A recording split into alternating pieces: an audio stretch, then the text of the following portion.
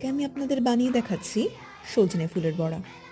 এই বড়াটা খেতে অনেকেই পছন্দ করেন না, কিন্তু আমি যেভাবে বানাচ্ছি আপনারা যদি বাড়িতে সেভাবে ট্রাই করেন তাহলে একবার খেলে কিন্তু বারবার খেতে মন চাইবে। প্রথমে সজনে ফুলের মধ্যে লঙ্কা, পেঁয়াজ, বেসন, সামান্য পরিমাণে হলুদ গুঁড়ো, শুকনো লঙ্কার গুঁড়ো আর কালো জিরে, নুন দিয়ে অল্প পরিমাণে জল দিয়ে ভালো করে মেখে নিলাম।